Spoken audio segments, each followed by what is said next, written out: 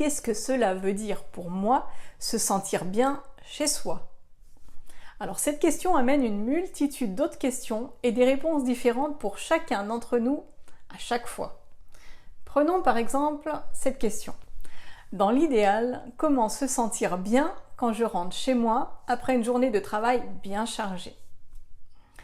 Alors, au quotidien, vous ne vous posez certainement jamais la question de savoir ce que vous avez envie de faire en rentrant. On est plutôt submergé par ce qu'on doit faire. Le repas, les devoirs des enfants, les papiers administratifs.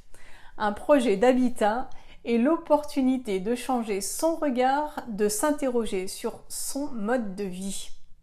En tout cas, c'est ce à quoi je vous invite.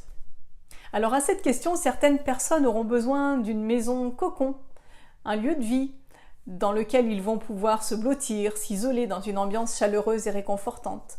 Pour d'autres personnes, ce sera la maison de la joie, l'espace où ils vont se retrouver avec les enfants le soir pour jouer, partager des temps de rigolade. Pour d'autres encore, ce sera du temps dans la cuisine. Ils auront plaisir à se mijoter de bons petits plats. D'autres auront besoin de se décharger après avoir pris soin d'autres personnes tout au long de la journée. De s'isoler dans un espace rien qu'à eux, un espace dans lequel personne ne viendra les déranger. D'autres personnes me répondront certainement une combinaison de ces points, tout n'étant pas si tranché bien sûr, mais chacun ayant ses préférences. Il est impressionnant de constater l'abondance et la variété de réponses possibles auxquelles doit répondre un habitat sur un seul besoin, sur un temps précis de la journée. Et la richesse créatrice est là. C'est bien cette savante combinaison propre à chacun, à chaque couple, à chaque famille, à chaque communauté, qui va permettre de créer l'habitat pensé, conçu et construit sur mesure. À vos mesures.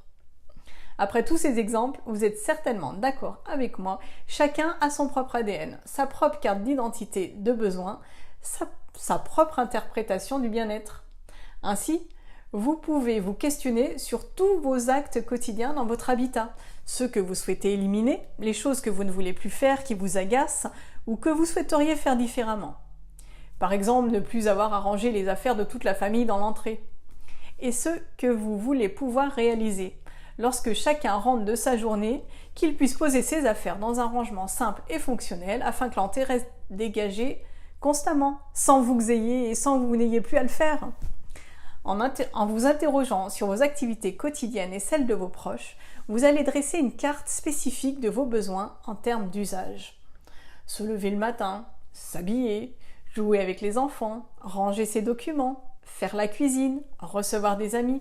La liste est longue et propre à chacun, mais il est important de se prêter à cet exercice. Maintenant, pour ceux qui souhaitent avoir une approche exhaustive, plus organisée des besoins, il est intéressant de décomposer de façon théorique les niveaux de besoins, comme l'a fait Abraham Maslow sur sa pyramide. On y retrouve ainsi les besoins physiologiques. Par exemple, je me sens bien chez moi quand je n'ai ni trop chaud ni trop froid, tout en sachant que je n'ai pas la même sensibilité au froid que les personnes avec lesquelles je vis. Les besoins de sécurité. Je suis bien chez moi quand je me sens à l'abri du danger extérieur, des agressions climatiques, des animaux sauvages, des vols. Les besoins d'appartenance, se sentir entouré par sa famille, le temps du repas par exemple. Les besoins de reconnaissance, je me sens reconnu et apprécié, car au sein de cet habitat, je possède mon espace personnel. Et enfin, les besoins de réalisation de soi, je suis bien chez moi quand, par exemple, je peux m'isoler, me couper du monde pour réaliser un projet qui me tient à cœur, comme c'est le cas pour moi par exemple en réalisant ces vidéos. Voilà, on a ainsi balayé l'ensemble des niveaux de besoins, des besoins matériels, plus fonctionnels, en passant par les besoins émotionnels, jusqu'aux besoins qu'on dit spirituels, trouver et donner du sens à sa vie. Voilà, donc établir précisément cette liste des besoins et des usages est une des étapes essentielles pour définir le lieu dans lequel vous vous sentez bien, pour définir votre futur mode de vie sous les angles des besoins et du bien-être. Bon, cette fois, après avoir bien répété, j'espère que vous l'avez bien entendu. Une fois ces besoins et usages posés, vous pourrez aller vous inspirer d'autres projets pour vous projeter, pour vous imaginer dans vos futurs lieux en pleine activité.